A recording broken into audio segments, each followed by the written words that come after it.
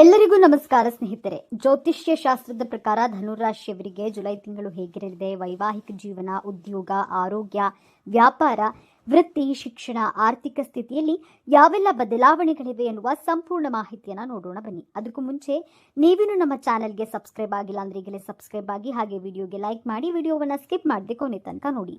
ಧನುರಾಶಿ July ಮಾಸ ಭವಿಷ್ಯ 2025. ಧನುರಾಶಿಯವರಿಗೆ ಈ ತಿಂಗಳ ಆರಂಭದಲ್ಲಿ ಆತಂಕ ಉಂಟಾಗಬಹುದು, ಆದರೆ ಕ್ರಮೇಣ ಅದೃಷ್ಟವು ನಿಮಗೆ ಅನುಕೂಲಕರವಾಗಿರುತ್ತೆ. ಆರೋಗ್ಯ ಮತ್ತು ದಾಖಲೆಗಳಿಗೆ ಸಂಬಂಧಿಸಿದ ವಿಚಾರಗಳಲ್ಲಿ ಜಾಗರೂಕರಾಗಿರಿ. ಈ ತಿಂಗಳು ನಿಮ್ಮ ವಿಶ್ವಾಸವನ್ನ ಆಳುಗೆಡಿಸಲು ಮತ್ತು ನಿಮ್ಮನ್ನ ದಾರಿ ತಪ್ಪಿಸಲು ಪ್ರಯತ್ನಿಸುವಂತಹ ಜನರಿಂದ ಸರಿಯಾದ ಅಂತರವನ್ನ ಕಾಯ್ದುಕೊಳ್ಳಿ. ತಿಂಗಳ ಆರಂಭದಲ್ಲಿ ನೀವು ಒಂದು ನಿರ್ದಿಷ್ಟ ಕೆಲಸದ ಬಗ್ಗೆ ಚಿಂತಿತರಾಗ್ತೀರಿ, ಆದರೆ ಒಳ್ಳೆಯ ಅಂಶವೆಂದರೆ ಅದನ್ನು ಪೂರ್ಣಗೊಳಿಸುವಲ್ಲಿ ನಿಮ್ಮ ಕುಟುಂಬದ ಸದಸ್ಯರ ಸಂಪೂರ್ಣ ಸಹಕಾರ ಮತ್ತು ಬೆಂಬಲವನ್ನು ನೀವು ಪಡೆಯುತ್ತೀರಿ. ತಿಂಗಳ ಮಧ್ಯದಿಂದ ಮತ್ತೊಮ್ಮೆ ನಿಮಗೆ ಅದೃಷ್ಟದ ಬೆಂಬಲ ಸಿಗುತ್ತದೆ ಮತ್ತು ನಿಮ್ಮ ಆಶಯದ ಪ್ರಕಾರ ವಿಚಾರಗಳು ನಡೆಯಲು ಪ್ರಾರಂಭಿಸುತ್ತವೆ. ಪ್ರೇಮ ಜೀವನದಲ್ಲಿ ಹೊಸ ಪ್ರಾರಂಭ ಮತ್ತು ವೈವಾಹಿಕ ಸಂಬಂಧಗಳಲ್ಲಿ ಮಾಧುರ್ಯ ಇರುತ್ತದೆ.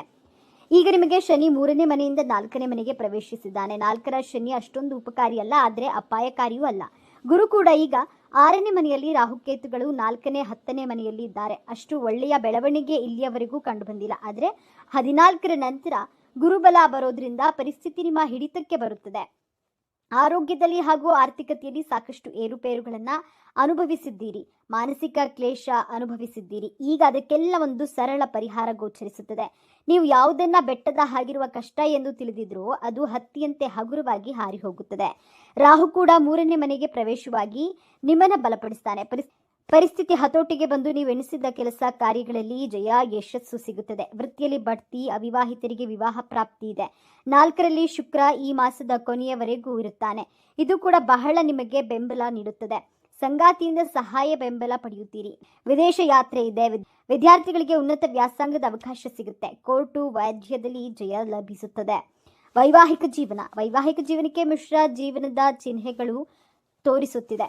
ಈ ತಿಂಗಳು ನಿಮ್ಮ ವೈವಾಹಿಕ ಜೀವನದಲ್ಲಿ ಏರಿಳಿತಗಳನ್ನು ಎದುರಿಸಬೇಕಾಗುತ್ತೆ. ಪ್ರತಿಕೂಲದ ಸಂದರ್ಭಗಳಲ್ಲಿ ನಿಮ್ಮ ಸಂಗಾತಿಯ ಭಾವನೆಗಳನ್ನು ಅರ್ಥ ಮಾಡಿಕೊಳ್ಳಲು ಪ್ರಯತ್ನಿಸಿ ಮತ್ತು ಅವರ ಕಡೆಗೆ ಸಮರ್ಪಣಾ ಭಾವವನ್ನು ಹೊಂದಿರಿ. ಯಾವುದೇ ರೀತಿಯ ತಪ್ಪು ತಿಳುವಳಿಕೆ ಇದ್ದರೆ ಅದನ್ನು ತಕ್ಷಣವೇ ತೆಗೆದುಹಾಕಿ, ಇಲ್ಲದಿದ್ದರೆ ವಿಷಯ ಉಲ್ಬಣಗೊಳ್ಳಬಹುದು.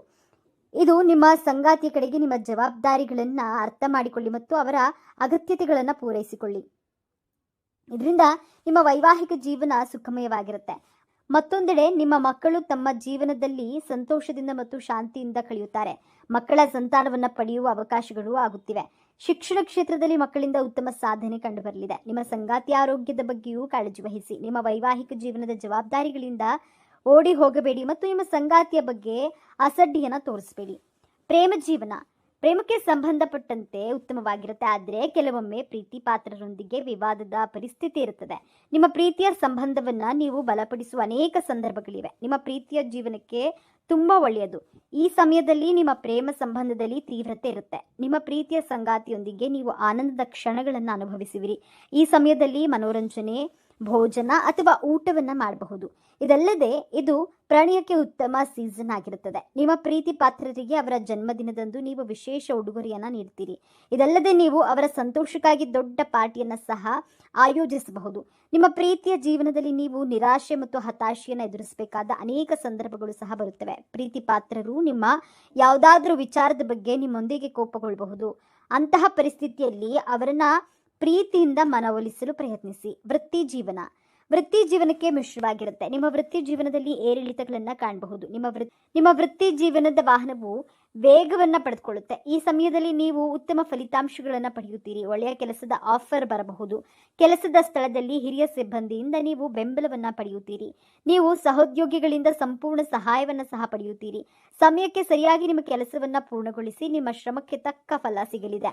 ಈ ಸಮಯದಲ್ಲಿ ನಿಮ್ಮ ಕೆಲಸದಲ್ಲಿ ನೀವು ಬಡ್ತಿ ಪಡೆಯಬಹುದು ಅಥವಾ ನಿಮ್ಮ ಸಂಬಳ ಹೆಚ್ಚಾಗಬಹುದು. ಅಹಂಕಾರಕ್ಕೆ ಸ್ಥಾನವನ್ನು ನೀಡಬೇಡಿ, ಇಲ್ಲದಿದ್ದರೆ ನೀವು ಅದರ ಪರಿಣಾಮವನ್ನು ಎದುರಿಸಬೇಕಾಗಬಹುದು. ನೀವು ನಿರಾಶೆ ಮತ್ತು ವೈಫಲ್ಯದಂತಹ ಕಹಿ ಅನುಭವಗಳನ್ನು ಅನುಭವಿಸುವ ಇಂತಹ ಸಂದರ್ಭಗಳನ್ನು ಎದುರಿಸಬೇಕಾಗಬಹುದು. ಈ ಸಮಯದಲ್ಲಿ ನೀವು ನಿಮ್ಮ ವೃತ್ತಿ ಜೀವನದಲ್ಲಿ ವಿರುದ್ಧ ಫಲಿತಾಂಶಗಳನ್ನು ಪಡೆಯಬಹುದು. ನಿಮ್ಮ ವೃತ್ತಿಗೆ ಸಂಬಂಧಿಸಿದ ಭಯವು ನಿಮ್ಮ ಮನಸ್ಸಿನಲ್ಲಿ ಉಳಿಯಬಹುದು. ವಿದ್ಯಾರ್ಥಿಗಳಿಗೆ ಸಾಮಾನ್ಯವಾಗಿರುತ್ತೆ. ವಿದ್ಯಾರ್ಥಿಗಳು ಕಷ್ಟಪಟ್ಟು ಕೆಲಸ ಮಾಡಿದರೆ ಸಾಮಾನ್ಯಕ್ಕಿಂತ ಉತ್ತಮಗೊಳಿಸಬಹುದು. ಪರೀಕ್ಷೆಯ ಸಮಯದಲ್ಲಿ ನಿಮ್ಮ ಅಧ್ಯಯನದಲ್ಲಿ ನೀವು ತೊಂದರೆಗಳನ್ನು ಎದುರಿಸಬಹುದು. ಈ ಸಮಯದಲ್ಲಿ ನೀವು ನಿಮ್ಮ ಅಧ್ಯಯನದ ಮೇಲೆ ಕೇಂದ್ರೀಕರಿಸಬೇಕು. ಇಲ್ಲದಿದ್ದರೆ ಅದರ ಪರಿಣಾಮವನ್ನು ಮುಂಬರುವ ಫಲಿತಾಂಶಗಳಲ್ಲಿ ಓದಬೇಕಾಗುತ್ತದೆ. ನಿಮ್ಮ ಅಧ್ಯಯನದಲ್ಲಿ ಏಕಾಗ್ರತೆಯನ್ನು ಕಾಪಾಡಿಕೊಳ್ಳಿ. ನಿಮ್ಮ ಅಧ್ಯಯನದಲ್ಲಿನ ಸವಾಲುಗಳನ್ನು ನೀವು ಪೂರ್ಣ ಉತ್ಸಾಹ ಮತ್ತು ಉತ್ಸಾಹದಿಂದ ಎದುರಿಸುತ್ತೀರಿ ಮತ್ತು ನಿಮ್ಮ ಸವಾಲುಗಳನ್ನು ಜಯಿಸುವಲ್ಲಿ ನೀವು ಯಶಸ್ವಿ ಆಗ್ತೀರಿ. ಈ ಅಧ್ಯಯನದಲ್ಲಿ ಪಠ್ಯಕ್ರಮವನ್ನು ಅರ್ಥ ಮಾಡಿಕೊಳ್ಳಲು ನೀವು ಕೆಲವು ತೊಂದರೆಗಳನ್ನು ಎದುರಿಸಬಹುದು. ಅಂತಹ ಪರಿಸ್ಥಿತಿಯಲ್ಲಿ ವಿಚಾರಗಳನ್ನು ಅರ್ಥ ಮಾಡಿಕೊಳ್ಳಲು ನಿಮ್ಮ ಶಿಕ್ಷಕರು ಮತ್ತು ಸಹಪಾಠಿಗಳ ಸಹಾಯವನ್ನು ತೆಗೆದುಕೊಳ್ಳಿ. ವಿದ್ಯಾರ್ಥಿಗಳು ಉನ್ನತ ಶಿಕ್ಷಣವನ್ನು ಪಡೆಯುವಲ್ಲಿ ಹಲವು ರೀತಿಯ ಸಮಸ್ಯೆಗಳನ್ನು ಎದುರಿಸಬೇಕಾಗಬಹುದು. ಆದರೆ ನಿಮ್ಮ ಪ್ರಯತ್ನದಿಂದ ನೀವು ಈ ಸಮಸ್ಯೆಗಳನ್ನು ನಿವಾರಿಸಲು ಸಾಧ್ಯವಾಗುತ್ತೆ. ಆರೋಗ್ಯ.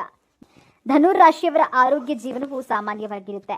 ನೀವು ಆರೋಗ್ಯದ ಸಮಸ್ಯೆಗಳನ್ನು ಎದುರಿಸಬೇಕಾಗಬಹುದು. ಸಮಯವು ನಿಮಗೆ ಆರೋಗ್ಯಕ್ಕೆ ಉತ್ತಮವಾಗಿರುತ್ತೆ. ಮುನ್ಸೂಚನೆಯ ಪ್ರಕಾರ ನೀವು ಸಂಧಿವಾತದ ದೂರುಗಳನ್ನು ಹೊಂದಿರಬಹುದು. ನೀವು ಬೆನ್ನು ಮತ್ತು ಬೆನ್ನು ನೋವಿನ ಅನುಭವದ ಮೂಲಕ ಹೋಗಬೇಕಾಗುತ್ತದೆ. ನಿಮ್ಮ ಆರೋಗ್ಯದ ಬಗ್ಗೆ ಕಾಳಜಿಯನ್ನು ವಹಿಸಿ. ಈ ಸಮಯದಲ್ಲಿ ನಿಮಗೆ ಕೆಮ್ಮು, ಜ್ವರ, ತಲೆನೋವು, ಊತ ಇತ್ಯಾದಿ ಸಮಸ್ಯೆಗಳಿರಬಹುದು. ನಿಮ್ಮ ರೋಗ ನಿರೋಧಕ ಶಕ್ತಿಯನ್ನು ಬಲಪಡಿಸಿಕೊಳ್ಳಿ. ಪ್ರಯಾಣವು ದೈಹಿಕ ಆಯಾಸವನ್ನು ಉಂಟು ಮಾಡಬಹುದು. ಆದ್ದರಿಂದ ಇದು ತುಂಬ ಮುಖ್ಯವಾಗದಿದ್ದರೆ ಪ್ರಯಾಣವನ್ನು ತಪ್ಪಿಸಬಹುದು. ಅದೇ ಸಮಯದಲ್ಲಿ ಚಾಲನೆ ಮಾಡುವ ಸಂಪೂರ್ಣ ಕಾಳಜಿಯನ್ನು ತೆಗೆದುಕೊಳ್ಳಿ. ಕೆಲವು ಸಮಸ್ಯೆಗಳಿಂದಾಗಿ ನಿಮಗೆ ಮಾನಸಿಕ ಒತ್ತಡ ಉಂಟಾಗಬಹುದು. ಯೋಗ, ವ್ಯಾಯಾಮಗಳನ್ನು ಮಾಡುವ ಮೂಲಕ ನಿಮ್ಮ ಆರೋಗ್ಯವನ್ನು ಸುಧಾರಿಸಬಹುದು. ಶನಿ ಧನುರಾಶಿಯ 3ನೇ ಮನೆಯಲ್ಲಿ ನೆಲೆಸುವ ಮೂಲಕ ನಿಮಗೆ ಧೈರ್ಯವನ್ನು ನೀಡ್ತಾನೆ.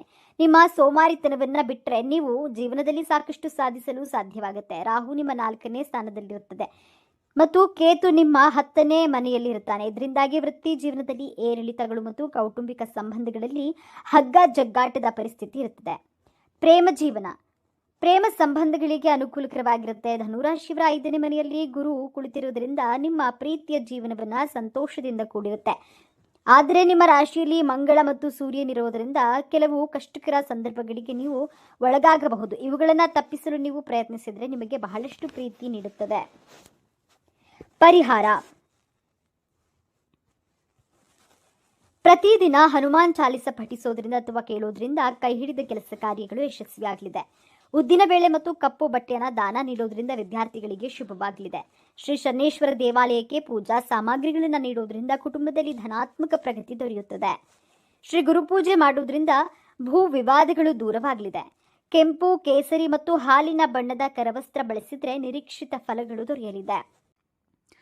ಕಷ್ಟದಲ್ಲಿ ದೇವರು ಯಾಕೆ ಸುಮ್ಮನಿದ್ದಾನೆ ಎಂದು ಚಿಂತಿಸಬೇಡಿ. ಯಾಕಂದ್ರೆ ಪಾಠ ಕಲಿಸಿದಂತೆ ಅಂತಹ ಶಿಕ್ಷಕರು ಕೂಡ ಪರೀಕ್ಷಾ ಕೊಠಡಿಯಲ್ಲಿ ಸುಮ್ಮನೆ ಕೂತ್ಕೊಂಡಿರ್ತಾರೆ.